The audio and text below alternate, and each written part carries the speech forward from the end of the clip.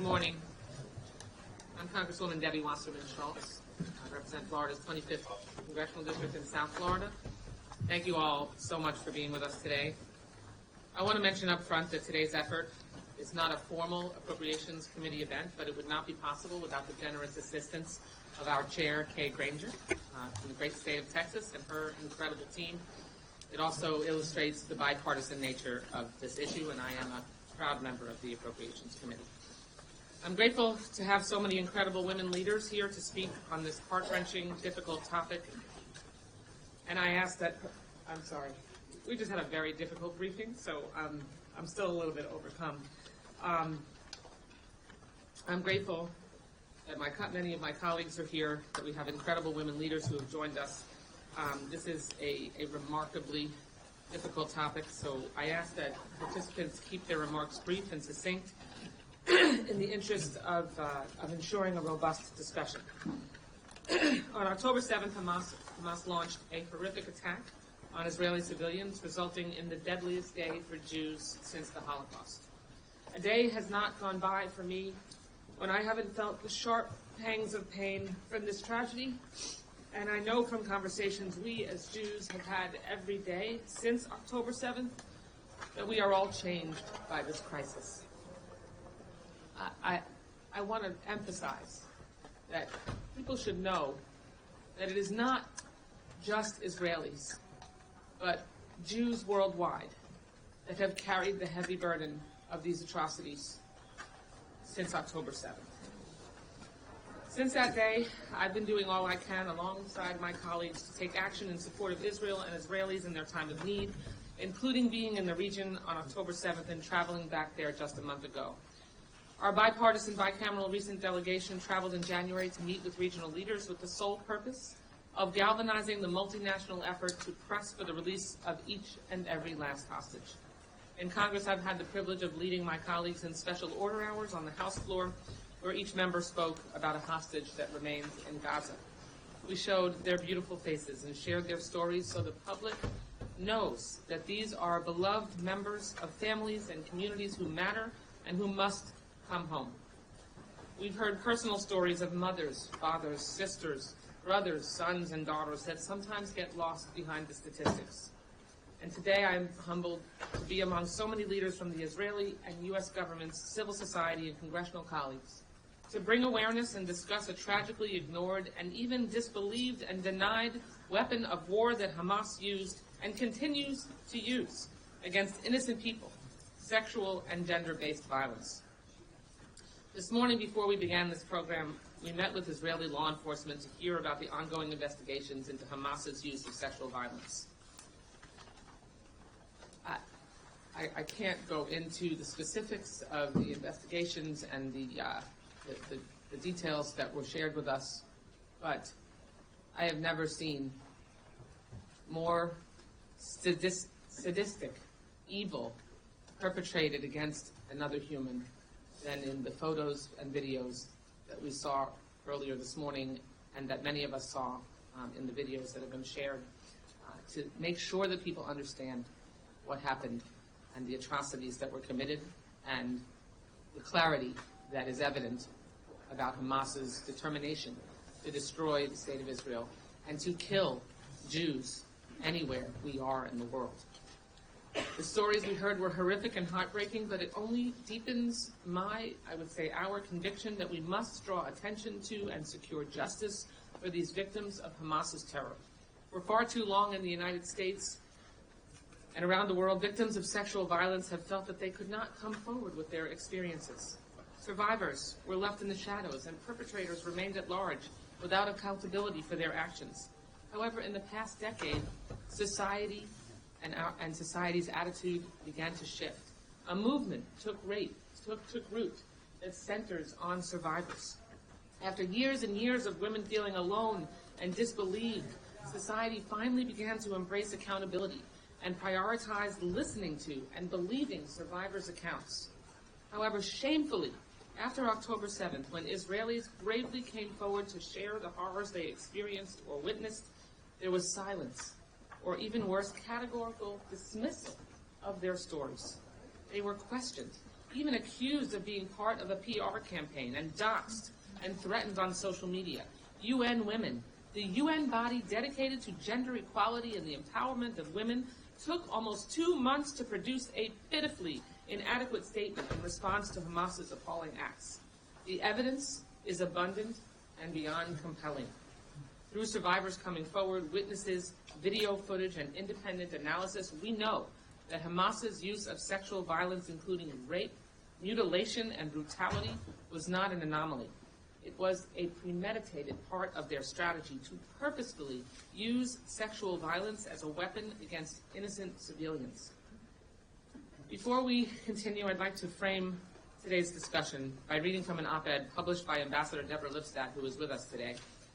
This apparent reluctance, this is her quote, to believe the accounts of Jewish women, a stark deviation from the global commitment to believing survivors and to condemning such acts, mimics patterns of Holocaust denial, perpetuating a cycle of anti-Semitism by furthering the stereotype of Jews as untrustworthy. Such denial of Jewish women's experiences is a significant anomaly and needs to be called out for what it is, a stark manifestation of deep-seated anti-Semitism. I could not agree more, Ambassador. I'm honored to be joined today by this incredible group of leaders who stand with Israeli Jewish women who experienced unimaginable horrors at the hands of Hamas. And we are here today to say to those women, we believe you and we support you. It is a stark manifestation. It is now my privilege to introduce our first speaker today, the second gentleman, Doug Emhoff. He is so generous to lend his time and voice to this issue. But I do want to quickly note that he has a teaching commitment that will force him to quickly rush to his next obligation after he speaks with us. So I'm eternally grateful for his willingness to work this into his very busy schedule. This issue is a high priority for him and this White House. Even before October 7th, Israel and the Jewish people had no better friend in the White House than President Joe Biden and Vice President Kamala Harris. Mr. Emhoff, the first Jewish spouse of an American president or vice president, has been a force in combating anti-Semitism at home and abroad. It has been inspiring to see him share his Jewish heritage and culture with the American people in his role as second gentleman. He's also served as a source of strength for the Jewish community as we grapple with the astronomical rise in anti-Semitism.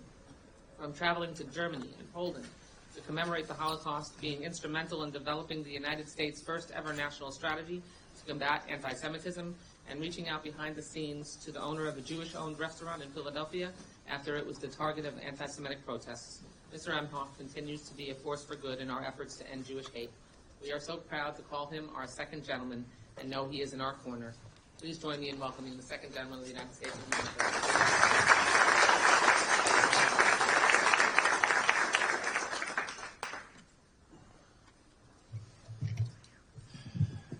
It's hard to talk about this. It's hard to get up here and speak to you. I want to thank you all for being here, Congresswoman, to continue to speak up and speak out, and also to use your power to convene and work across the aisle on this issue, and to convene leaders from Congress, leaders in civil society. I see a lot of advocates out there that we work with, and of course the ambassador and his wife. I will stay to hear you, and then I have to go teach at Georgetown Law School after this. But this is tough stuff, and it was tough before October 7th. As the Congresswoman mentioned, we worked very hard, and we, meaning the administration, along with Ambassador Lipstadt, to come up with a national strategy to combat anti-Semitism as part of the Biden-Harris's administration's overall fight against hate. There is an Islamophobia plan coming that was already in the works before October 7th. And so we all have to stand up against hate and barbarism and terrorism, wherever it raises its ugly head. And as Congresswoman said, us Jews, wherever we are, we're still coming to grips with what happened on October 7th, me included. And I'm trying to do it as publicly as I can to continue the work that this administration started to fight hate wherever it is. And we've seen the numbers since October 7th are astronomical. It's a crisis. And we saw another report that just came out yesterday. And so we must all be against this hate. And what we saw on October 7th in total, as you mentioned, the darkest day for Jews since the Holocaust, the unimaginable violence, brutality, young people at a music festival, grandmas, Holocaust survivors, little kids, and women. And the evidence is it's almost, you can't even speak about it. Torture, genital mutilation, butchery, leaving women after they've been raped and tortured to die in a ditch, all while you see the images of Hamas terrorists laughing and bragging about it. This happened. This happened to these women. This happened. We have to shine a light on it. We have to shine a light on this sexual violence, this gender-based violence that happened. As mentioned, the evidence is there. I'm a lawyer, so you cannot ignore the facts and the evidence when they're right in your face. You cannot ignore it. You cannot deny it. And anyone who fails to acknowledge it, anyone who does deny it, must be called out. Must be called out. You see it, you got to speak up. And if you're a leader and you don't speak up, it's even worse. You've got to call it out. Cannot sit idly by. The reports that I'm hearing about the discrediting of firsthand accounts is simply a failure of justice. Cannot happen. They have to be heard. I have met with hostages who have been released. I have met with those families. These stories must be told. They cannot be ignored. This is never acceptable. It's not acceptable on October 7th, and it's not acceptable whenever and wherever it happens in the world. Sexual violence, mutilation, torture, butchering is not an inevitable byproduct of war. It simply is not. As you'll probably hear from Ambassador Lipstadt, this denialism where it exists, a lot of it is rooted in anti-Semitism, and she will discuss that more in her remarks, I'm sure, and that must be called out and addressed. There cannot be silence if it just happens to Jewish women and called out wherever it happens around the world. It's not acceptable. We must believe women. Cannot look away. We cannot ignore their pain. We must acknowledge it, like I said, whether it happens in Israel on 10/7 or wherever it happens. It all must be acknowledged. The President and Vice President have been unequivocal in condemning these horrific acts. My wife, the Vice President, this is a lot of the work that she has done her whole career. One of the reasons she became a prosecutor was to protect women and children from violence. It's very personal to her, and very important to her and the President. We need to be able to clearly and unequivocally denounce this violence against women, no matter what your thoughts or feelings are about any other issue that is happening with this conflict. There has been too much pain and loss on both sides of this conflict, Palestinians included. Let's be clear. We're processing what's happening differently. There's been a lot of suffering. But we have to be clear about this. No matter what you're saying or feeling, this happened. This violence against women must be denounced, and it must be condemned by everyone. It's important that we work together to bring peace, security, and dignity to Israeli people and Palestinian people. An important first step to creating peace and dignity is understanding and acknowledging the pain and suffering of everyone involved, including victims of sexual violence. We must continue to listen to all survivors and elevate their stories. We must believe them. We must honor them. This work takes all of us. We need to build coalitions. That's an integral part of our anti-Semitism strategy, and it's an integral part to fighting hate of all kinds. We all need to be in it together. We need to build coalitions. We need to have compassion. We need to listen to each other. But most of all, we've got to come together and fight injustice. We have to be against violence. We have to be against violence against women, and we have to call it out. We can't deny it. Thank you so much for having me. It's an honor to be here.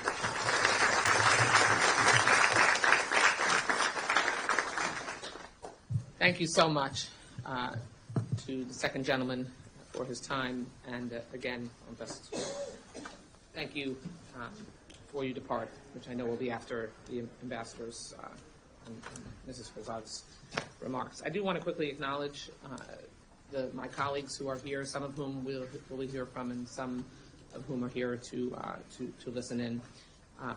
We are joined by Congresswoman Suzanne Bonamici from Oregon, Susan Wild from Pennsylvania, Roa Smolinsky from Florida, Grace Meng from New York, Gwen Moore, who's been very involved in gender-based violence issues, from Wisconsin, Kathy Manning from North Carolina. We were joined earlier by Brad Schneider from Illinois, Dan Goldman from New York, Mariette Miller-Meeks from Ohio, Claudia Tennant from New York, and Debbie Dingle from Michigan. I'm now honored to introduce Israel's ambassador to the United States, Michael Herzog, and his wife, Sheran Herzog. Prior to his appointment in 2021, Ambassador Herzog honorably served in the IDF, retiring with the rank of Brigadier General. During his tenure working for 4 ministers of defense, he served as senior military aide and later as chief of staff. Throughout his career, he has been integral to the Arab-Israeli peace process, serving as a peace negotiator and special emissary. I've had the privilege of working very closely with him during his distinguished tenure and greatly value his wisdom and insight on all issues related to Israel and the Middle East, and I am proud to call him a friend. And as you may know, the ambassador's wife, as he said earlier, but I will say unequivocally, she is an accomplished attorney in her own right. She is a leading lawyer in Israel who still practices and whose resume speaks for itself. She speaks and writes on Israeli legal and societal matters since October 7th. She has been active in supporting the hostage families and has made the issue of gender-based violence a priority, and is one of the key leaders who I worked with to make sure that this briefing could happen. Please join me in welcoming Ambassador and Sheran Herzog.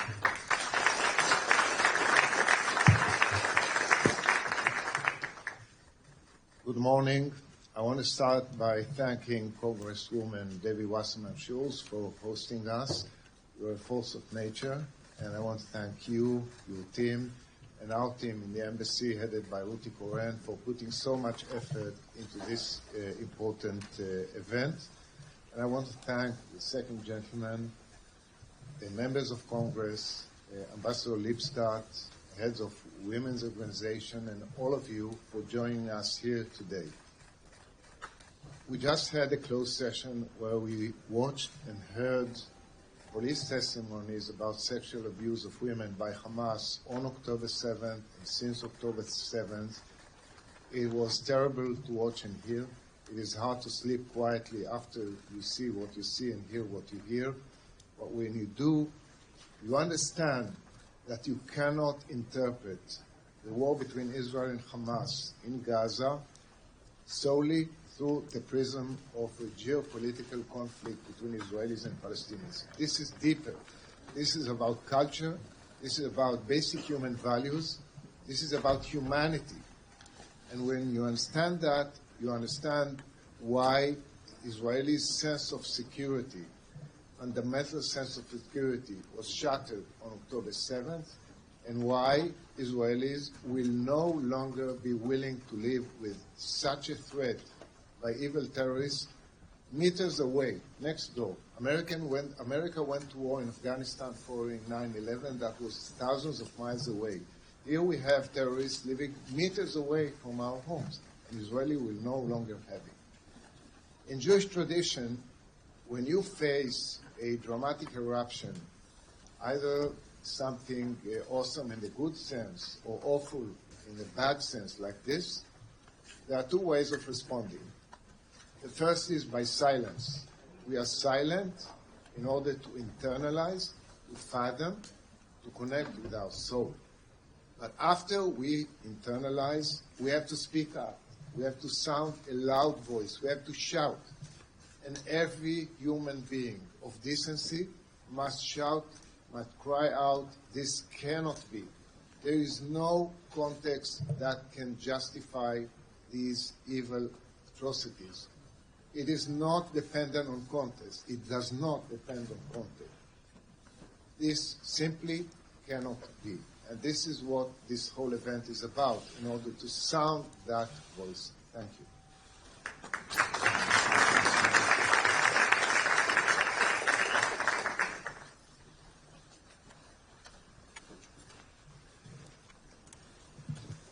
Good morning.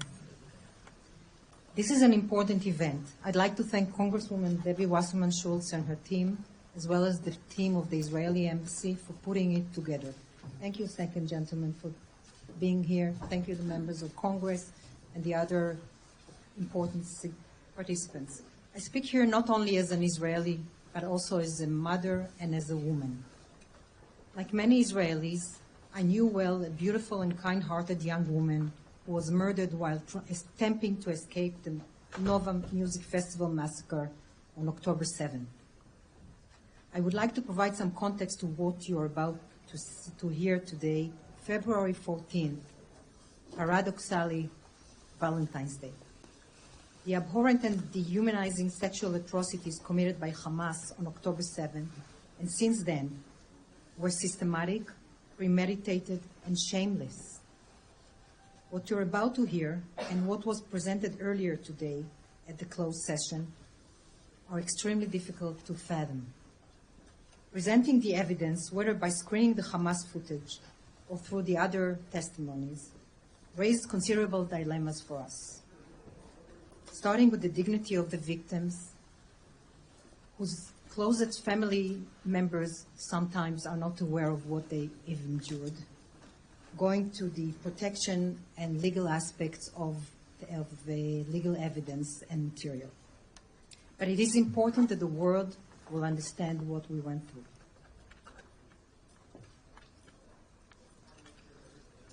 What is presented today, as hard as it is only a fragment of the material. It doesn't include the most horrific and explicit evidence. Here with us is Dr. Nitan, the chair of the Division of Psychiatry, Tel Aviv Medical Center, who has dedicated herself to treating survivors of Hamas victims. Bearing witness to some of those heinous crimes for a couple of hours is horrific. This courageous woman, as her colleagues in Israel, have spent 4 months doing it. Imagine that. As we listen, let us only ask, where are all the women's organizations? Where are their voices? Where are their actions?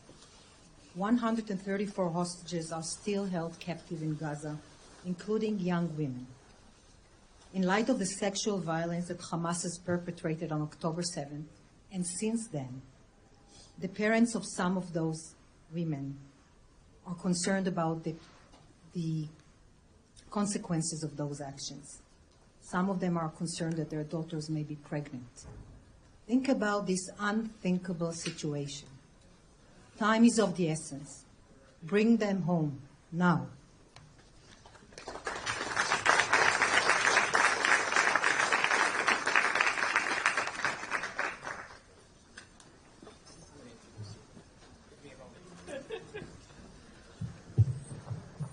Thank you so much. Thank you, Sheran. And thank you again to the second gentleman whose Georgetown law students are awaiting him. I'm humbled to introduce our next speaker, and it's necessary because those who've joined us need to understand your role and your relevance. Dr. Renana Nitan has practiced medicine for over 20 years and currently serves as chair of the psychiatric division at the Tel Aviv Sorovsky Medical Center in Ichilov. Previously, she served as the founding director of the Clinical and Research Neuropsychiatric Unit at the Hadassah Medical Center and as the founding director of the Jerusalem Mental Health Center's Research and Neuropsychiatry Unit. Since October 7th, she has been working extensively with hostages who were released from Gaza and with survivors of Hamas's sexual violence. She has become a critical voice in documenting the physical and psychological abuse suffered at the hands of Hamas. Thank you for all you're doing to treat and care for survivors, and please join me in welcoming Dr. Nitan.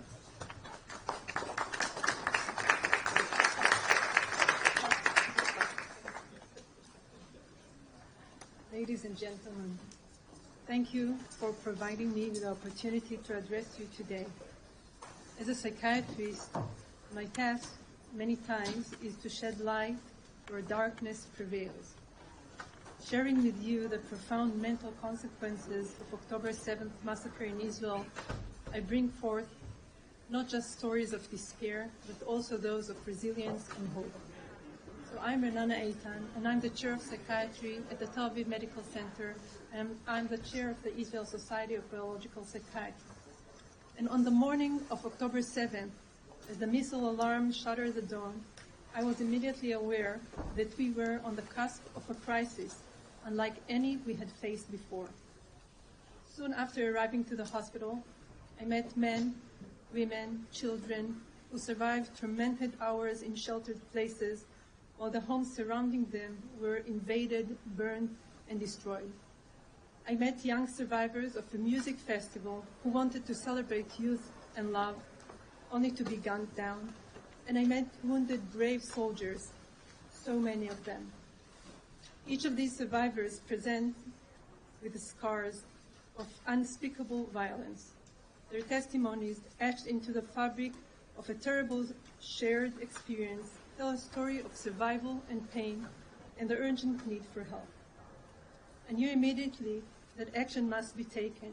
So in response to the overwhelming need for emotional support, on October 10th, we established an emergency service to provide high-quality mental first aid. Our mission was clear: to reach out to every survivor, to offer a sanctuary for their pain, and to start the healing process. By the end of November, our commitment had extended to treating those who endured captivity, witnessing firsthand the depth of human cruelty. Until now, hundreds of survivors have been treated by me and my staff at the Tel Aviv Medical Center.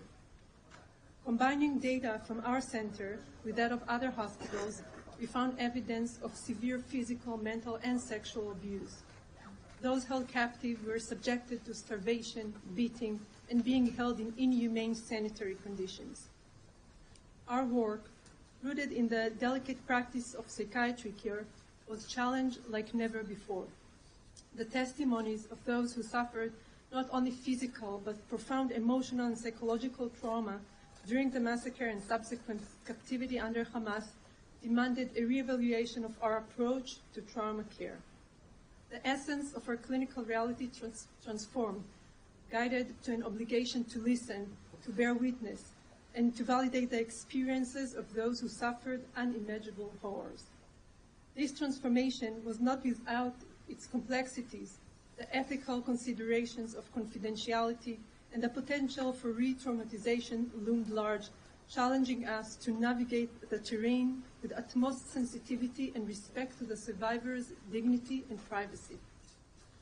Experience teaches us that many victims of sexual violence come forward to report the assault only after weeks, months, or even years.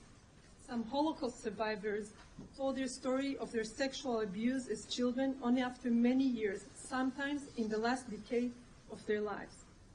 So, when meeting with survivors and hostages, we knew that this is critical to collect evidence as quickly as possible. Yet, we also knew that this approach does not allow the victims to reach the stage of processing the traumatic experience needed for sharing their experience in therapy or legally reporting of the crimes. You see, victims need more time. We must respect that. I stand before you today to tell you about those who chose to tell their story, a story of sexual abuse during the attack as well as captivity, which is probably still ongoing for some of them. I'm here to give them a voice while respecting their privacy and well-being. It is important to note that specific details may vary, but reported forms of mental abuse inflicted by Hamas terrorists on victims and hostages include psychological torture, isolation, forced witness of violence, manipulation and indoctrination, threats and intimidation, and control of basic needs. And I will share some of the examples. Victims were often subjected to constant threats with weapons and psychological torture techniques aimed at instilling fear, anxiety, and helplessness. This includes threat to harm to themselves or their loved one, and threats to harm them even after they were released. The terrorists employed tactics such as verbal abuse, humiliation, and degradation to break down the hostages' sense of self-worth and dignity. This psychological torture made the hostages more vulnerable to other forms of physical and sexual abuse. Some of the hostages were isolated from external contact, including family and friends. This included the separation of family members, siblings, and children from their mothers. Some hostages were held in solitary confinement and spent long days in total darkness until they developed severe hallucinations. This isolation can contribute to a sense of loneliness, despair, and a heightened vulnerability to psychological manipulation and sexual abuse. Many survivors who were held in isolation felt that their secrets would stay with them and would predict that it would take a long time for them to share any sexual trauma. Hostages were forced to witness or participate in violent acts, contributing to trauma and long-term psychological distress. Some of these acts were sexual abuse or exposure of young children to inappropriate sexual content. Hostages were subjected to ideological indoctrination. Some were forced to use psychiatric drugs and other substances. This can lead to distorted perception of reality and a profound impact on the individual's identity. Hostages had their basic needs, such as food, water, and sleep, manipulated and restricted, contributing to a state of physical and mental exhaustion. Most of the survivors of the massacre and those who have experienced captivity exhibit symptoms consistent of post-traumatic stress disorder, PTSD. These include painful traumatic memories, paralyzing fear, intrusive thoughts, difficulties falling asleep, and nightmares. Many survivors report hypervigilance, hypersensitivity to any sound or trigger that reminds them of the massacre or the time in captivity, emotional numbness, and negative alternations in mood. Many victims present severe dissociative states where for a moment they feel that as if they are still in captivity, and only later do they return to the understanding that they have been released. Some present with cognitive difficulties, including problems in concentration, memory, and decision-making. Most of the individuals present with survivor's guilt, feeling of guilt or shame for surviving or having been released from captivity, while the friends and family members remained there. The psychological distress associated with terror and captivity led to the onset of depression in some of the individuals, characterized by sadness, hopelessness, a diminished sense of self-worth, preoccupation with death, and thoughts of self-harm. Many of the survivors go through a grieving process for the death of family members and close friends in the Hamas terror attack. Some of the hostages realized the loss of their loved one only after returning to Israel, and they experienced a range of emotions, including shock, denial, anger, guilt, and profound sadness.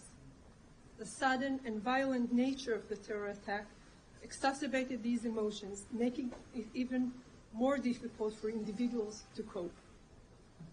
In conclusion, the October 7th survivor and the individuals subjected to Hamas captivity experienced a range of mental health consequences, necessitating comprehensive mental health assessment, therapeutic intervention, and support for effective rehabilitation. This situation requires a new understanding and the creation of treatment protocols that will fit this reality. I have been a psychiatrist for over 20 years now, and I have never seen such human cruelty before. The severe, extreme, and continuous trauma results in unbearable emotional symptoms. Yet, during the treatment of survivors, I also encountered hope, love, and tenderness. I witnessed sisters and brothers hugging in joy after reuniting. I saw elderly grandparents running to kiss their adult children. And I saw a nation coming together with great strength and a decision not to leave any survivor behind. As I conclude, I recall the words of Elie Wiesel: to forget the dead would be akin to kill them a second time. In sharing the stories of those who endured the October 7th massacre and its aftermath, we not only honor their experiences, but also commit to a future when such stories are no longer a reality. Thank you for your attention and for the intense responsibility we share in bearing witness these stories, in advocating the comprehensive post-trauma care, and in working towards a world where the dignity and mental health of every individual is upheld. Despite the overwhelming cruelty we have witnessed, our faith in humanity remains unbroken. Together, we stand in solidarity with the survivors, committed to rebuilding lives and fostering a future where such violence is relegated to the annals of history. Thank you.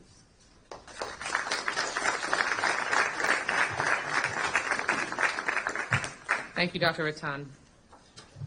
I hope that our participants and anyone hearing this briefing are beginning to understand that the atrocities that Hamas committed were real and persistent and intentional, and that the world of advocates that traditionally fight gender-based violence need to acknowledge that and engage in the pushback and outrage that is so essential to making sure that it never happens again. I'm honored to introduce Ambassador Deborah Lipstadt, Special Envoy to monitor and combat anti-Semitism at the Department of State. She has led the United States' efforts to counter anti-Semitism throughout the world and has made an insurmountable impact in the fight to combat anti-Semitism and uplift the Jewish community. She is also one of the key administration officials who crafted the first ever U.S. national strategy to counter anti-Semitism. As I mentioned in my opening remarks last month, Ambassador Lipstadt published a powerful op-ed alongside a dear friend of mine, Ambassador Michelle Taylor, the U.S. Permanent Representative to the UN Human Rights Council, entitled "Israeli Women and Girls Have Suffered Horrific Sexual Violence from Hamas. Where is the Outrage?" I encourage everyone here to read their powerful message. Please join me in welcoming Ambassador Deborah Lipstadt. Thank you, Ambassador. Representative Debbie Wasserman Schultz, my friend. Thank you to your colleagues.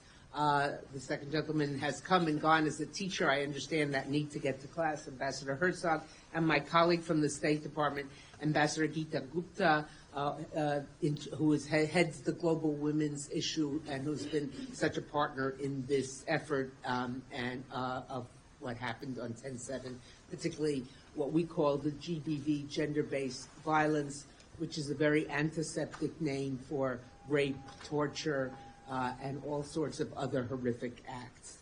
I stand before you today as a woman, as a Jew, and as a special envoy to monitor and combat anti-Semitism. And it's on the last category that I wish to focus. I also stand before you as someone who spent a good part of her academic career and somewhat in legal trouble on my work as a Holocaust, working exposing Holocaust denial. One of the things about Holocaust denial that Ambassador Taylor and I point out in the essay, in the op-ed, is that took about 15, 20 years to gain any traction at all. Here we saw denial of what happening within a few days before Israel had entered Gaza, before anything, immediate denial. And then it continued even after there was a great deal of evidence. People said, well, there's not enough evidence, we have to hear from the others. What happened to the slogan, the much heralded, many of us heralded it, slogan of and watchword motto of the Me Too movement, believe the women. When the tragedies, the horrific tragedies of Boko Haram happened, when the tragedies of the Yazidi women happened, even the tragedies of the Iranian women, one was murdered, certainly, but most were abused because they took off their headscarves. We spoke out, the world spoke out, in unison, the world spoke out without equivocation. And yet here there was silence. As one feminist scholar has pointed out, there is gender-based violence that is a consequence of war. That doesn't make it right, but it happens. And there is gender-based violence that is a policy of war. And what we saw here, and in the 24, I believe it is, places in which Hamas came into Israel across the border, we saw similar kinds of acts. This was not random. It may have differed in certain places, but it was not random. It was designed, as some of others have already said today, to humiliate, to debase, to harm women, and now we have learned in certain cases in the hostages, men as well. But when there was such a quick, swift, as there should have been, response to Boko Haram, to the Yazidis, the Iranian women, we asked, Ambassador Taylor and I asked, Manish Tana, what's different here?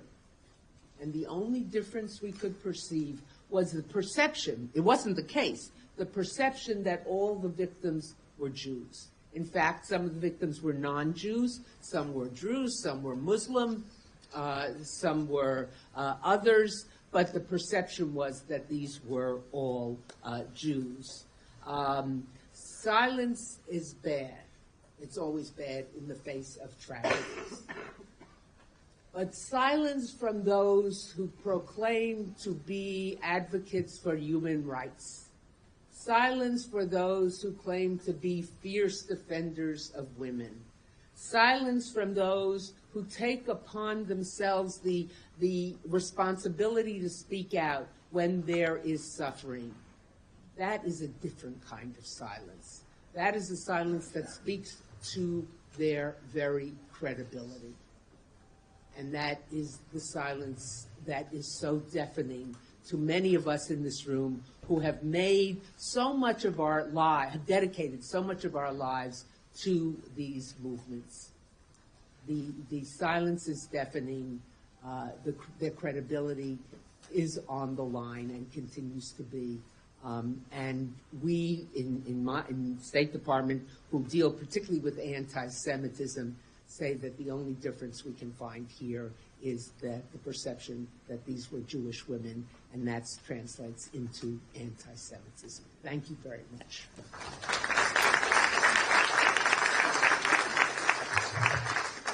I do want to acknowledge, as Ambassador Lipstadt did, Raul Gupta, the Ambassador of the Office of Global Women's Issues, as well as Danielle Othek, who is the founder of the organization Me Too, Unless You're a Jew, which is has been a poignant and urgent voice since October 7th to underscore and highlight the very issues that we're talking about here today. I am now really thrilled to be able to introduce and acknowledge a dear friend who I don't need paper to introduce because we've known each other for so many years. But Roa Frankle, my colleague and friend, is a lifelong and fierce defender of Israel, a longstanding champion for women and girls. She became the first woman ever elected Democratic leader in the Florida State Legislature. Here in the U.S. House, Congresswoman Frankle now serves as the chair of the Democratic Women's Caucus, a coalition dedicated to the empowerment of women's voices. Since the October 7th attacks on Israel, she has used her voice to condemn Hamas's sexual violence against women, including by authoring a bipartisan resolution that will be considered on the House floor this week. Congresswoman Frankle has been a mentor, friend, and ally for quite literally since the beginning of my public service. Thank you for joining us, my dear friend. And I just have to say, I went from being a mentor to being mentored. Thank you, Representative Wasserman Schultz, to my colleagues, former colleagues, all the ambassadors and the civil society leaders that are here today, and everybody who's with us. I'm here really not just as a member, but as a mother and as a grandmother. And I think all of us are here in that capacity in some way. We've heard we mark 131 days since October 7th, when the Hamas terrorists attacked Israel, mercifully killed 1,200 people, tortured and maimed thousands of others, and took 240 hostages. War is never nice. But some actions in war are so awful and so devoid of humanity that they are considered crimes. Hamas terrorists raped, mutilated, burned, assaulted their victims to inflict psychological and physical pain, unleashing trauma that continues to plague a very grieving population. Raz Cohen was a survivor. This is, in his own words, what he witnessed. 5 men came out of a van and captured a woman, ripping off her clothes, and they formed a circle around her, and one raped her and killed her with a knife, and then he raped her again, and the men, they didn't seem angry. They just laughed. They thought it was fun. They murdered a lot of people for fun. I still remember her voice, Roz said, screams without words. Roz's story is just one account of widespread, unimaginable crimes Hamas committed against Israelis. A number of us met recently with the parents of 2 young women, 19 and 20 years old, both musicians, full of life, with dreams and aspirations, who are still being held captive, most likely in the dark caves of Hamas in Gaza. And they, alongside 20 other young women, are feared. Well, we don't want to, it's even hard to talk about the fear of what's happening to these young women. We know they are in tunnels, most likely where the air and food are scarce, and the abuse is abundant. 131 days of this, and you could just imagine, or don't want to imagine, the emotional torture of their parents and families. And as our ambassador just said, shockingly and alarmingly, Hamas brutal violence has been met with a shrug, just a shrug, from many corners of the world, even people denying their violence. And we know sexual violence has been used as a weapon of war throughout history around to terrorize and humiliate victims. But that doesn't make it okay. And we must make it clear that sexual violence is a crime against humanity and must never be used or accepted as a weapon of war. So I am in a very divided house. There's sometimes something I can say that's good. Today, I'm going to give you the time if you want to come to the floor. At 3:45 p.m. today, the House will consider a bipartisan resolution condemning Hamas' despicable acts of rape and sexual violence in its war against Israel. I want to tell you that the Speaker of the House, the Majority Office, our Minority Office, all intervened to get this bill, this resolution on the floor. It has 200 co-sponsors, Republicans and Democrats, across all philosophical bents. We got the people on the left and the people on the right, and with one voice. I thank Kathy Manning. Where are you? Are you still here, Kathy? She had to step out. She'll be managing the bill. She's one of the prime co-sponsors, and I'm going to give a shout out to the Republican prime co-sponsors, Mario Diaz-Balart and Jen Kiggins. The resolution condemns all rape and sexual violence as weapons of war, including those acts committed by Hamas. It calls on nations to criminalize rape and sexual assault. It calls on all international bodies to condemn Hamas' barbaric actions, and it reaffirms our support for independent investigations of rape and sexual violence committed by Hamas, and reaffirms our commitment to supporting survivors of rape and sexual violence. This is not a one and done. Tomorrow, the Women, Peace and Security Caucus will kick off, have our kickoff event. The focus is going to be on sexual violence. And I will say thank Ambassador Gupta, who has a commitment that we will be working on this issue domestically and internationally. And we're going to continue to be heard on this issue. Thank you. You're welcome. Thank you, Congresswoman Frankle. You've been a fierce advocate for women for your entire career, and it continues to this day. It's now my pleasure to introduce Noa Tishby, a New York Times best-selling author and the former special envoy to combat anti-Semitism in Israel. She's also the best-selling author of the book, which I have read, Israel, A Simple Guide to the Most Misunderstood Country on Earth, and a leading voice for the state of Israel and the rights of women worldwide.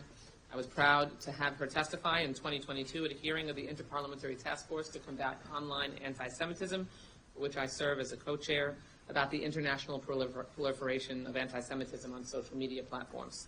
Since the attacks on October 7th, Noa has continued her fierce activism for Israel and for the release of the hostages that remain held in Gaza. She has been pivotal in highlighting the atrocities committed by Hamas and combating anti-Semitism on college campuses. Noa, welcome back to the United States Capitol.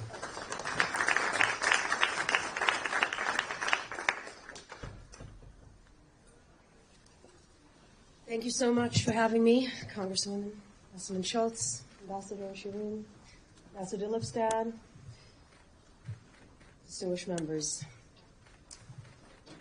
Rape, vaginal mutilation, shooting a woman while she's being raped. These were not an incidental aspect of this brutal attack Hamas perpetrated against Israel on October 7th. They were at the very core of that attack. Everywhere Hamas carried out massacres, they also carried out violence against women and girls, so gruesome, so sadistic that the words rape or sexual violence do not capture the true scale of the horror. These rapes were not spontaneous, they were planned, they were calculated. In fact, they were a priority. You see, for jihadi groups like Hamas, like Hezbollah, like ISIS, and all the rest, women are not equal to men. They are property of men, to be owned by men, without power, without control, and if she does something deemed disrespectful to a man or to the family, like walking down the street with any other man, without the right to life. Hamas had a twisted logic for these systematic gang rapes. They wanted to claim ownership of Israeli women and girls. Ownership. You see, in a conflict involving a motherland, Hamas was trying to make a point. If we own your mothers, your sisters, and your daughters, then we will own you, and we will own your land. So these jihadi psychopaths invaded Israel with specific orders to rape, defile, and disfigure as many women and girls as possible. In their interrogations, captured Hamas terrorists calmly shared their orders to soil the women. They gang raped women to death. They shot them in the head while they were raping them. They stabbed and shot them while raping them. They raped them next to the bodies of those that they already slaughtered. They cut their breasts off. First responders, they found bodies with nails driven inside women's vaginas. Hamas is the political manifestation of rape culture. And the silence of those who are usually quick to defend other women, but had nothing to say about one of the most barbaric systematic attacks on women ever carried out is deafening, and I beg you to give me any other explanation for this silence other than Me Too, unless you are a Jew. Then there were those who celebrated these systematic rapes as resistance and decolonization.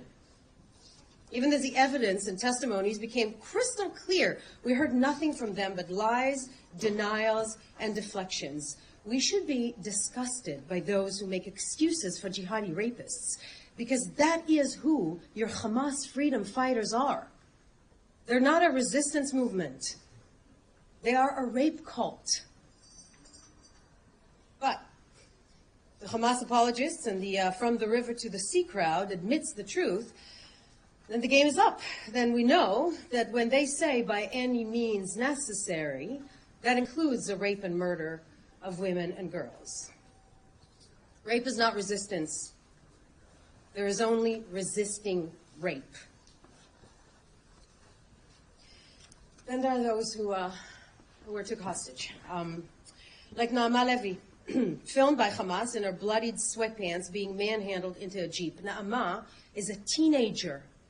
She's a teenager. She's a young peace activist still held hostage, as are another 17 women, including 4 other teenage girls.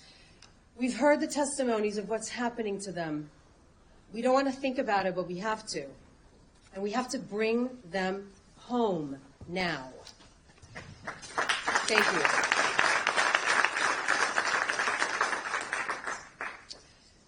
Hamas hates women, and it hates Jews. And in Hamas' sick worldview, when you rape a woman, you own her. So they wanted to soil us, they wanted to terrorize us, and they wanted to own us. In Gaza, Hamas obliterates women from public life by deciding for them what they can wear, where they can go, and who they can go there with. At the Nova Festival, free and empowered young Israeli women were doing what they wanted. They dressed and danced however they wanted with whoever they wanted, and Hamas paraglided into that festival to obliterate them by destroying their faces and their bodies. But Israeli women, Jewish women, we will not be owned and we will not be obliterated.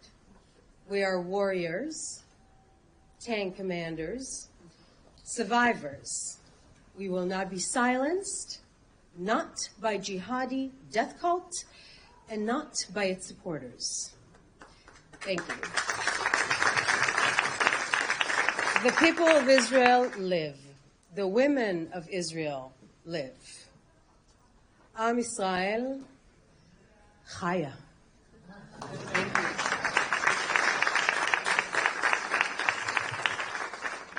Thank you, Noa. We're also members of Congress, members of the Knesset, and as we say here in the United States Capitol, I associate myself with the gentlelady's remarks. Please join me in welcoming Congresswoman Susan Wild from Pennsylvania. In 2018, Representative Wild became the first woman ever elected to represent her seat in Congress, and now she sits as the ranking member, which is the lead Democrat of the House Committee on Ethics, a powerful advocate for survivors of domestic violence, and a relentless champion for women's empowerment. Representative Wild's dedication to combating gender-based violence is unmatched. Last Congress, she authored a resolution which recognized sexual violence against girls as a serious global issue and encouraged international reforms to protect young women and girls from abuse. My friend and colleague, welcome.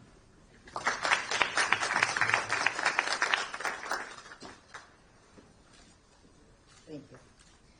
I speak to you as the mother of a young woman, a young Jewish woman who has been to Israel multiple times and who I could easily envision having been at the music festival. It's something she would have done if she were there. And as I have on multiple occasions now seen videos and pictures of what transpired that day, my thoughts consistently go back to my daughter.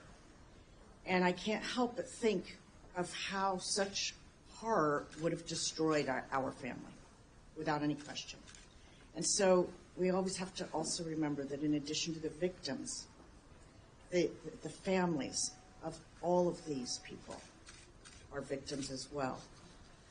I am so glad that we are having this session today, and I thank the witnesses who have testified before members of Congress, before the National Council of Jewish Women at the UN, and in multiple other places. I know that it has been incredibly hard for them, and it re-traumatizes, I'm sure, but it's just so incredibly important.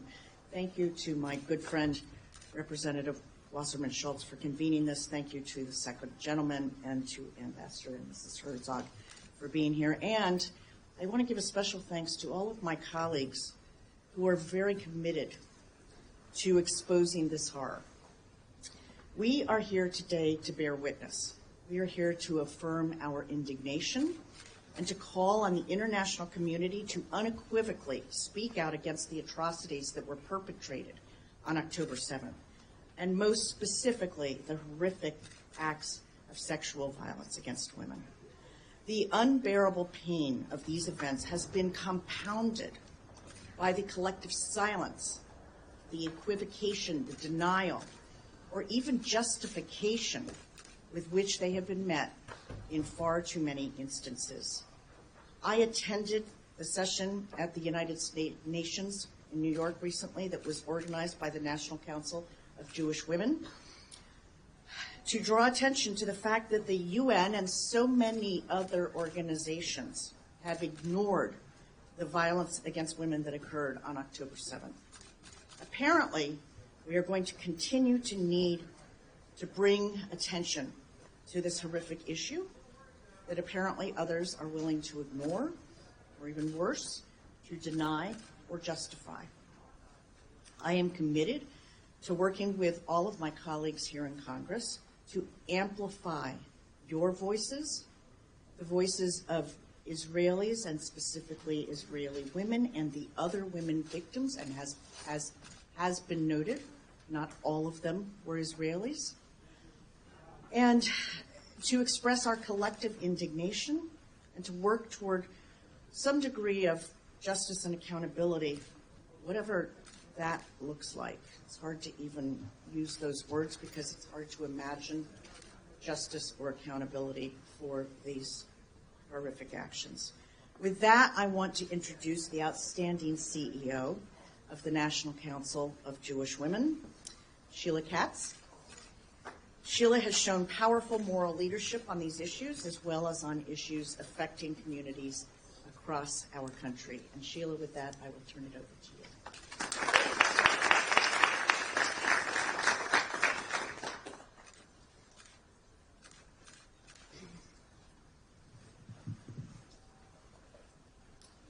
Good afternoon, everyone. We're here today to make sure the voices of victims of sexual violence are heard, that the final screams of the women assaulted and then killed by Hamas terrorists on October 7th in Israel are heard, that the cries from the women assaulted still by Hamas terrorists while being held captive in Gaza are heard. We are here today to bear witness. We are here today to tell the survivors of sexual assault on October 7th that we believe them and it's not their fault. We are here today to tell those still held hostage in Gaza that we believe them and are fighting for their return. And we are here today to speak out to ensure no other woman will be subjected to the violence they experienced. We are here today to call out rape as a tool of war. I spent most of my career in education and served as a rape crisis counselor in my decade-plus career with Hillel on college campuses and working with students. I sat in the same hospital room while many received rape kits, trying to give them dignity in a process that is less than dignifying. I sat on the floor of their college dorm rooms, listening to what happened to them, what was taken from them. I told them, I believe you, it's not your fault. I've been with hundreds of survivors on their journeys to move from victim to advocate, ultimately on a lifelong journey to healing. Rape is a violation against humanity. We must not allow sexual assault to be normalized in any form, not on our college campuses, not in our streets of our cities, not when it is used as a tool of war. Rape must never be justified. When Hamas terrorists infiltrated Israel 4 months ago on October 7th, they intentionally used rape in their arsenal of terror. Israeli women and girls were tortured, raped, and killed, forever silenced by Hamas. When evidence emerged indicating the use of rape as a weapon of war by Hamas, the voices we expected to speak up fell into the loudest silence we could have imagined. But silence normalizes rape, and in this case, it normalizes sexual assault as a weapon of war. The truth is, we have a decision to make. Either rape is always unacceptable, or it isn't. Either all women are believed, or they aren't. Either we condemn rape as a weapon of war, or we normalize it. Every person and every member of Congress has an obligation to raise their voice to make clear that rape cannot be tolerated. Not just women, and not just women members of Congress, not just Jews, and not just Jewish members of Congress, but everyone. It shouldn't be a hard thing to say. I wish I could sit with the women who were assaulted and silenced by Hamas and tell them that we heard their cries, that the final moments of their lives would not define them, that we would work every day to make sure this never happened to anyone again. I wish they could hear us advocating on their behalf today. In Jewish tradition, when someone dies, we say, Zichrono livracha, may their memory be for a blessing. But in 2019, during an epidemic of domestic violence in Israel, Israeli feminists began to say something else. Zichrona lema'apacha, may her memory be for a revolution. The way we honor the women Hamas silenced is by speaking louder, demanding more, and ensuring rape is never tolerated, debated, or used as a weapon of war again. Let this be the revolution they inspire. Thank you.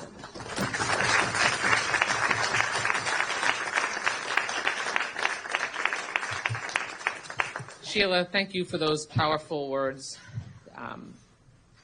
A revolution is what needs to continue, and that was ignited and will continue. I want to acknowledge and thank for joining us my colleague and friend, Congresswoman Sheila Katz, my neighbor just to the east in Broward County, and our dear friend, many of our former colleague, Congresswoman Ileana Ross-Lehtinen, mi hermana de Miami, and the former chair of the Foreign Affairs Committee here in the House of Representatives. Thank you both for joining us. Next, I'm proud to introduce a colleague and friend, I have many, Kathy Manning from North Carolina. Kathy is a fierce defender of Israel and the Jewish community. She serves on the House Foreign Affairs Committee and is the co-chair of the House Bipartisan Task Force for Combating Anti-Semitism. She was the first woman national president of the Jewish Federations of North America, and through her work on the task force and on the House Education and Workforce Committee, she's leading efforts to combat anti-Semitism in K-12 schools and our institutions of higher education.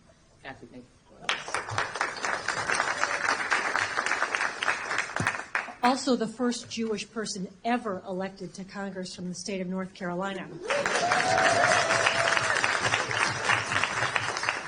So good morning, everyone. Thank you so much for taking your time to be with us today to hear the terrible truth of what Israeli women went through on October 7th. As Debbie said, I'm Congresswoman Kathy Manning. I represent North Carolina's 6th Congressional District, and I want to thank my dear friend, Congresswoman Debbie Wasserman Schultz, for her leadership in bringing so many people together to discuss such a critically important issue. You are a force of nature to brought us all together. I also want to thank the second gentleman, Emhoff. He has really become the face of so many important issues to the Jewish community. We're grateful to him. And of course, I want to thank Ambassador Sheran Herzog. You are doing such outstanding work during such difficult times, and we are so thrilled that you're here with us. I want to thank all of my colleagues, my other members of Congress who are here, our wonderful ambassador to combat anti-Semitism. And I just want to give a shout out to Sheila Katz. I knew Sheila when she was in her first job at North Carolina Hill, and I take credit for everything she is today. So later today, I will be managing debate on the House floor for a critical bipartisan resolution led by my dear friend, Congresswoman Roa Smolinsky, to condemn sexual violence perpetrated by Hamas on October 7th. And we all know what happened, that Hamas committed a horrific terrorist assault on Israel, going house to house, murdering civilians, executing parents in front of children, massacring hundreds of young people at a music festival. They killed 1,200 Israelis that day.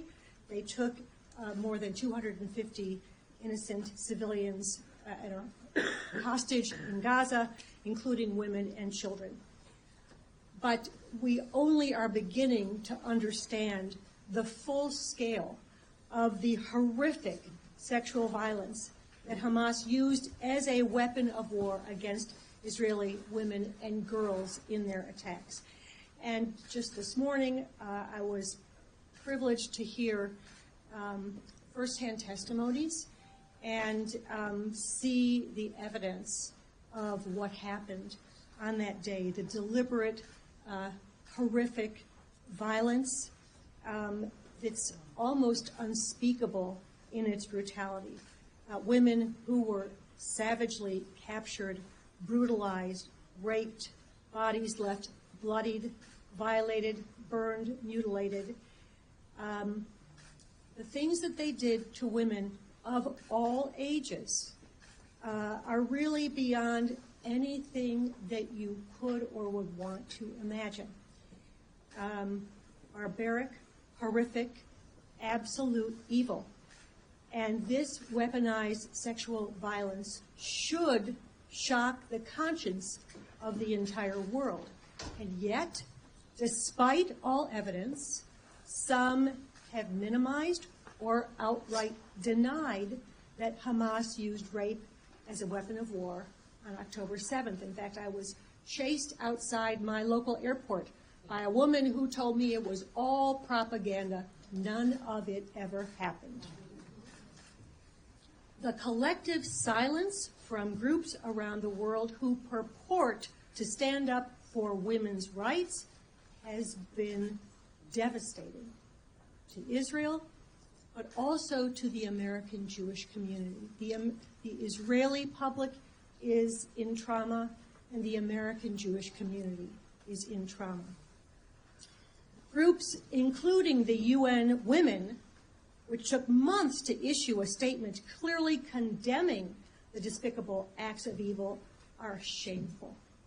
Their silence is absolutely inexcusable. So we're here today because we cannot and will not allow these horrific crimes to be denied or covered up. We must confront the terrible reality of what Hamas did and the trauma that they inflicted, not just on the women who were brutalized and killed, but all people who care about what happens to others because of a sense of shared humanity. We remain deeply concerned about the women who are still among the hostages. This House and this Congress must continue to do everything we can to get those hostages free. And let me just say, I think about the hostages every day, every single day. I have met with their families so often, I think of them as my own families. I have listened to their stories, their fears, especially the families of girls who are being held hostage. So we must continue to speak out. We must continue to talk, as difficult as it is, about the grotesque atrocities that took place and that we fear are still taking place. And we will not stay silent until the world acknowledges what happened to Israelis, Israeli women and girls, and until they understand that it is still happening, until we welcome the hostages back home to their families and to all of us, because we are all their families. Thank you for being here today.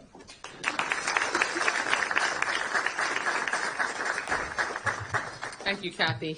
Next, I'd like to introduce Meredith Jacobs, an award-winning journalist, former editor-in-chief of Washington Jewish Week and CEO of Jewish Women International. Meredith's leadership and tireless dedication to advancing the rights and well-being of Jewish women has left an undeniable impact on our community. I was proud to be on the cover of Jewish Women magazine just before I was sworn into the U.S. House of Representatives. That's on my wall in my district office. She's the founder of the first Jewish parenting website known as modernjewishmom.com, which I definitely could have used when my children were younger. I might still be able to use it. And since assuming the role of CEO of JWI in 2020, she's led countless initiatives focused on empowering women and countering gender-based violence. Meredith, thank you for being here.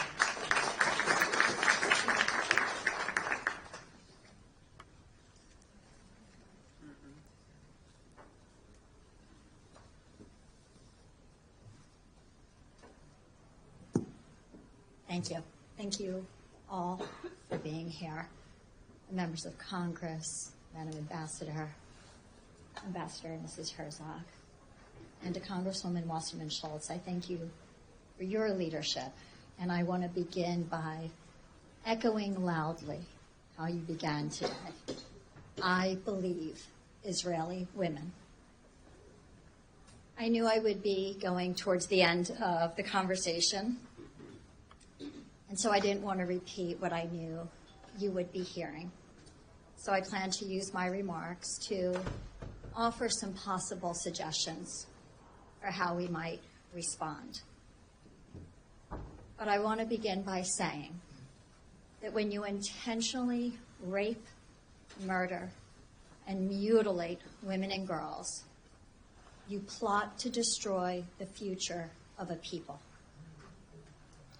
In December, Dr. Kohav El-Kayam Levi, chair of Israel's Civil Commission on October 7 crimes, was assured by administration officials of the U.S. commitment to exercising all financial, diplomatic, and legal tools to address sexual violence and conflict, including holding Hamas accountable.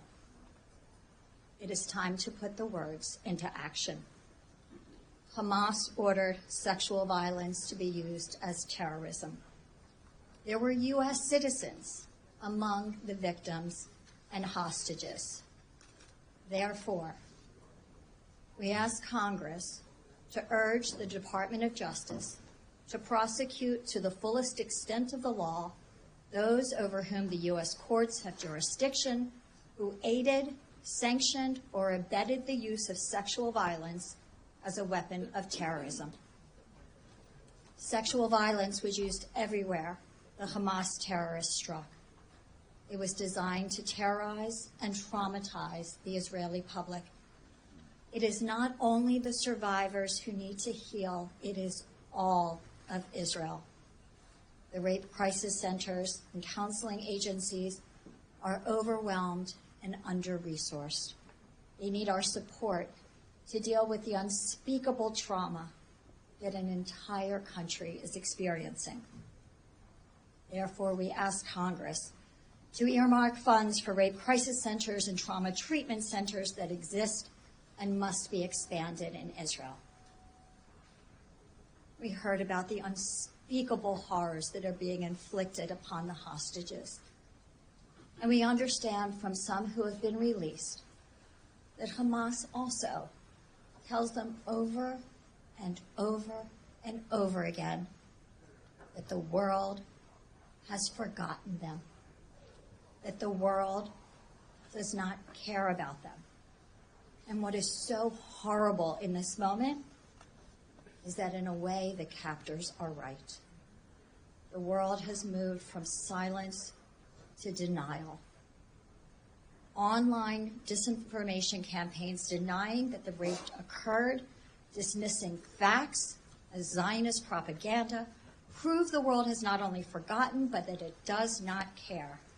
These campaigns invalidate and deny the humanity of Israeli women, the victims and the survivors, and the horrific atrocities they endured and are enduring.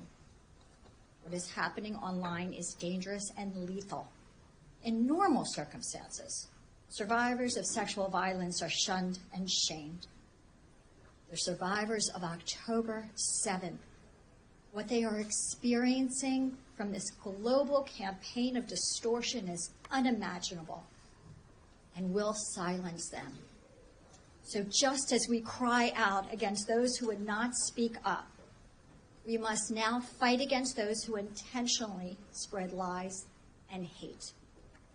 And therefore, we call on Congress to hold social media platforms accountable to implement and enforce policies against violent event denial and anti-Semitism. Even further, we encourage the creation of a bipartisan, bicameral working group that includes civil society organizations, academics, advocates, and the administration to develop recommendations for changes to federal law to counter disinformation consistent with the First Amendment. If we learned anything from the Holocaust, it is that the world forgets and the world denies. We cannot allow what happened, what is happening, to be erased. For all the women who died, for all the women who will survive, we cannot, must not, let what happened to them be forgotten, ever. Thank you.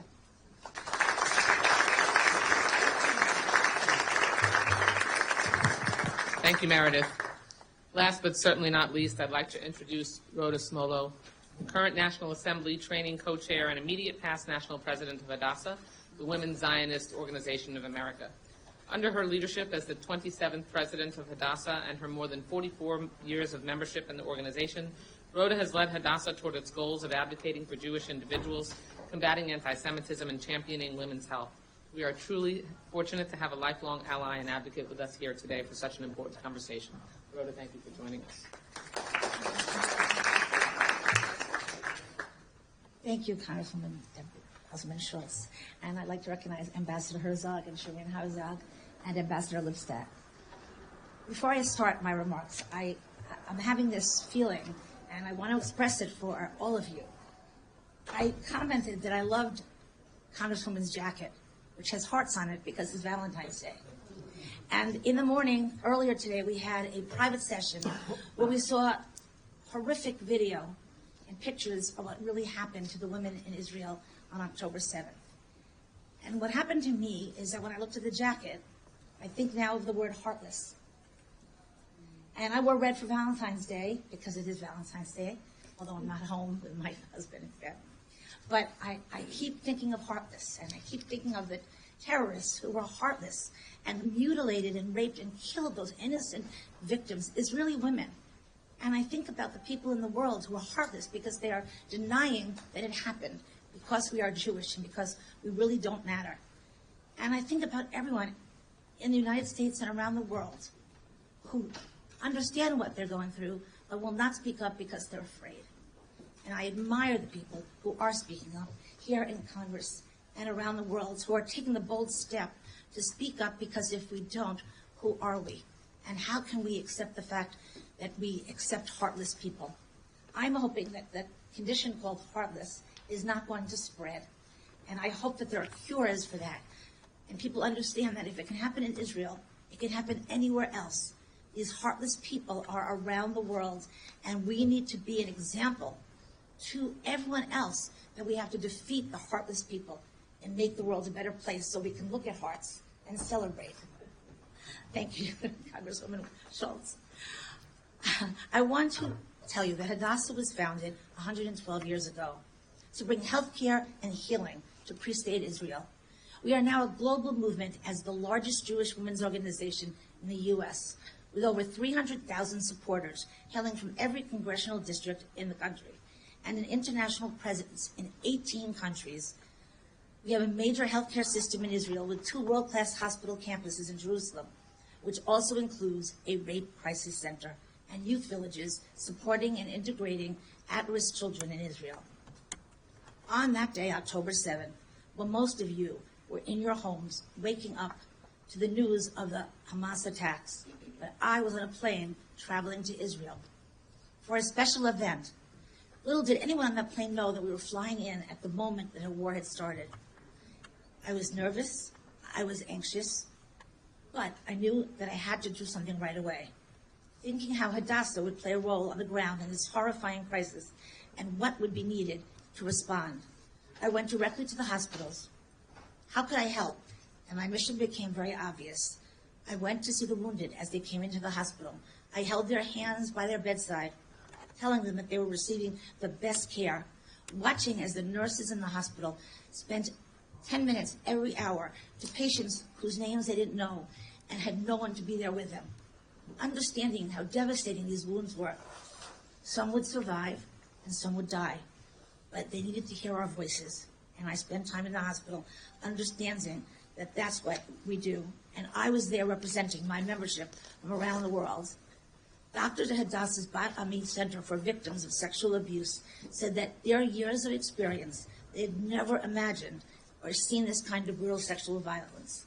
Rape should never be sanctioned as an act of war, not in Israel, not in Gaza, not in the Ukraine, Ethiopia, Rwanda, not anywhere, and not again. And we must stop this. We must hold Hamas accountable, and we must end the silence and speak the truth. That is why Hadassah continues to speak out. In October, we spoke out. Can I get some water? I don't care. Oh, thank you. Excuse me. Thank you. Absolutely. In October, Hadassah spoke out, imploring the UN and UN women acknowledge these horrible war crimes and condemn Hamas. We co-sponsored the Israeli mission to the UN's event to bring evidence and testimony about Hamas's gender-based violence directly to the United Nations. But did they hear us? Not yet. We led a joint letter with support from over 80 organizations, including the National Council of Jewish Women and Jewish Women International, who are here with us today, demanding that the UN conduct an independent, trauma-informed, unbiased investigation into these crimes and to pursue justice for all of the victims. We have mobilized our grassroots around the U.S. to support the critical efforts of the Congresswomen and men who are trying to pass a bipartisan resolution in Congress to condemn Hamas on sexual violence. And I think, as we heard, it's happening today. And now we invite all of you to join us in our new End the Silence campaign. We are having a soft launch today, right now. You can go to go.hadassah.org/endit. That's go.hadassah.org/endit. And sign our petition to UN Secretary General that calls for the UN to speak out against these war crimes, pursue an independent investigation, and seek justice for the victims. This campaign will begin rolling out today and will be more public in the near future. We applaud the work of the IDF, the Civil Commission in Israel, and others to document and record these atrocities as they happened. Documentation is also a critical step toward pursuing justice, and we are committed to helping however we can. I have been to Israel every month since October 7th, and I've brought people there in solidarity with Israel. And we went down to the kibbutzim that were attacked, and we saw the devastation. And we saw the devastation where the rock concert was happening. And let me tell you, every one of you should go down and see it for yourself. Videos and everything cannot show you what you can see in person. And bring everyone you know so that you can stop the silence. We thank all of you in Congress and the administration and fellow organizational leaders for your continued efforts to raise awareness and end the silence. When we denounce rape as a weapon of war, and we demand the hostages be released, when we call these acts what they are, war crimes and crimes against humanity, we are validating the evidence and building a strong case for justice and accountability and ensuring the victims of these atrocities are not erased. To quote Ambassador Lipstadt from an article in The Guardian, the use of sexual violence as a tool of war is undeniably on the rise. Ignoring or delaying a response to credible reports of such horrific acts inadvertently validates the acts. It not only denies justice to the victims, but also emboldens the perpetrators. This fight transcends borders and cultural divides. In recognizing the horrific experience of Israeli women, we also need to magnify, acknowledge that Palestinian women and girls are victims and survivors of gender-based violence. Rape and mutilation of women are never acceptable. There is no but when it concerns gender-based violence. The use for sexual violence in conflict to coerce, terrorize, sow fear, or for any other reason is no exception. This is something on which we must all agree, regardless of our position on the broader conflict. I invite you to join Hadassah in the End of the Silence campaign. Together, our voices can make a difference. No, not could make a difference, must make a difference. Thank you. Thank you so much, Rhoda.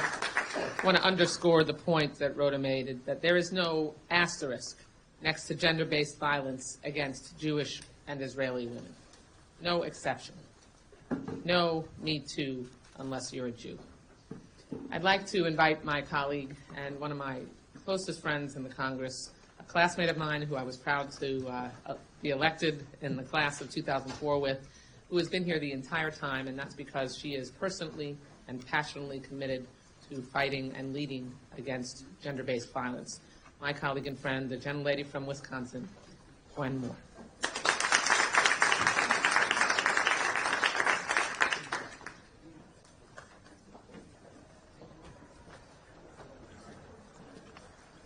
We cannot be silent about sexual violence. And the main reason we cannot be silent about sexual violence is because the perpetrators rely on your silence in order to continue to promote their evil. This has been my experience as a child, as a young woman, as an adult who has survived rape, violent rape, rape with my gun to my head. I know that they depend on their silence, and your silence is part of the violence. The denial. I'm here today because I have definitely heard people who do not believe that this has happened. And I believe the women, even though I have not seen those atrocious videos. I believe the women because it is too horrible to even imagine being raped, much less to lie about it. Let me just say this. The use of rape as a war weapon has become exponentially greater over time. And it's something that we all have got to do something about, because it's not just these Israeli women. It is happening all of the time, everywhere. And I just want to say that I'm joining the movement to end the silence, because ending the silence is where we find the power. Thank you.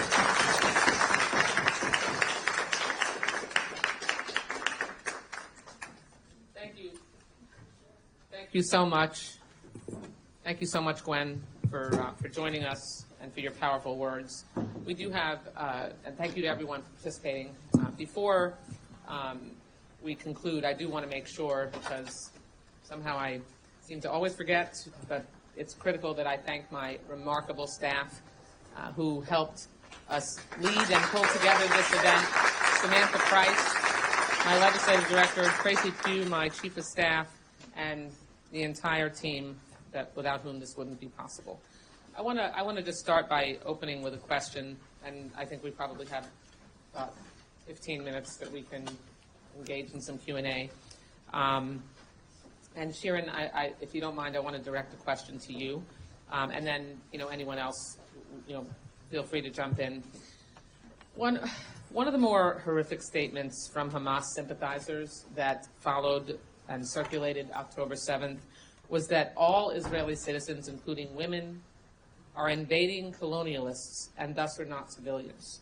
So leaving aside the fact that this argument tacitly endorses rape being employed as a weapon of war, what does it mean to deny Israeli women's personhood on the basis of where they live, on the basis of who they are? And how can we combat false narratives that seek to conflate real or imagined wrongs by Israel's government with justification for raping Jewish women? And what does it mean to you to believe all women? And is there anyone in your observation that is exemplifying that well right now? I know that's a lot, but... You said we have only 15 minutes, right? Well, this covers many things. I think as far as education, as far as people first of all need to know what has happened. What we saw in the closed session was really unimaginable, and this cannot be shared with other people because this is privacy of the victims, privacy of their family members, the evidence for legal procedures, etc. But I think awareness, disclosure of what has happened, testimonies, shared support from our colleagues, this will be helpful. And I think rape cannot be justified under any circumstance. And this is a separate issue of whatever your view is about Israel political situation. On October 6th, we had a ceasefire. We left Gaza, and I do not want to make this a political discussion or geopolitical discussion, but let's keep it on a personal, women, rape, victimhood, and shared future for ourselves as a society. Thank you so much. Because our remarks were so powerful and intense, we wanted to make sure that we didn't cut anyone short. Unfortunately, that's going to make it so that our conversation is somewhat cut short. But I wanted to just ask if there's anyone. It would be hard for me to think of what else there might be to add. But is there anyone that has a question or would like to add anything to the discussion? Noah? Yeah, there's something I want to add quickly. And that is that we need to differentiate the two things have occurred. There were the atrocities of October 7th, and then there were the atrocities of October 8th. And the atrocities of October 8th were the protests and the silence. And the reason that I specifically say that it's October 8th is because October 8th was before Israel retaliated, before Israel defended itself, before Israel took one single action. The world was quick to conclude that there is a context, that there is a reason, that there's this another side to the story, that there's an equivocation on any kind of level, and there isn't. The October 7th attacks are not only geopolitical, as you said, they're not about borders or land, they're about values and everything that we hold dear. It's about religion, and it is, yes, it's about gender as well. So we need to understand that what happened on October 7th is not just against Israeli women and not just against Israel, it's literally against every single value that we appreciate and hold dear here in America and around Western world. Thank you. Ambassador Lipstadt? Yes, just to echo what Noa Tishby just said, last week I was in conversation with the Attorney General of Australia, and we were talking about the protest in front of the Sydney Opera House where people chanted and held signs saying, "Gas the Jews."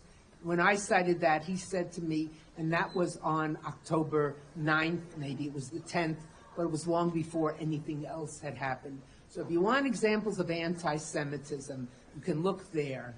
You can see here the cry, globalize the Intifada. It's an example of because what does that mean? Attack Jews. Synagogues attacked. Jewish restaurants attacked. Jews wearing anything but making them identifiably Jewish attacked. That's not being pro-Palestinian. That's not even being pro-Hamas. Unless, of course, you recognize Hamas is riddled with anti-Semitism in all its documents and everything else. That's anti-Semitism. Thank you so much. Ambassador Herzog? We heard many powerful speeches, and there's not much to add. And I want to thank all the speakers for your words. I just want to emphasize that the atrocities carried out by Hamas in terms of the abuse of women on October 7th were systematic. These were not isolated incidents. Each and every place where Hamas invaded, kibbutzim, military bases, in the musical festival, everywhere there were cases of rape. This was both a culture and a strategy. And we have to understand that. So as we think about how to sound our voice, let's remember that this was both a culture and strategy, and it has to be addressed as such. Thank you so much. Anyone else have anything to add before I close? I just want to thank all of our participants today for their powerful and poignant and remarkable testimony. The purpose of this forum was to ensure that we can do all we can using the platform of the United States House of Representatives to penetrate the deafening silence that has existed since October 7th when it comes to the atrocities that were perpetrated against Israelis, against Jews, and that we know are continuing against the hostages who are still being held for 131 days. It is never acceptable under any circumstance to dehumanize any people, to consider anyone less than. That does include Palestinians, Israelis, Jews, Bedouins, Muslims, anyone. We are all equal, and we should all be treated in the same way when it comes to the perpetration of atrocities. Unfortunately, since October 7th, that has not been the case. There has been an asterisk next to the discussions around the horrors that we witnessed in our closed-door briefing today, and that we have seen and heard firsthand and secondhand testimony from family members as their loved ones have come home. This forum was the start of ensuring that we will continue the white-hot spotlight that we shone today on the outrage of ignoring and disbelieving and dismissing the atrocities perpetrated against Israeli and Jewish women, that we will stand together as humans to ensure that the world knows that violence against anyone, sexual and gender-based violence against anyone, will never be tolerated, and that we will push back hard to ensure that the world, the peace-loving, equitable world, will stand together in the face of it. Thank you all so much for joining us.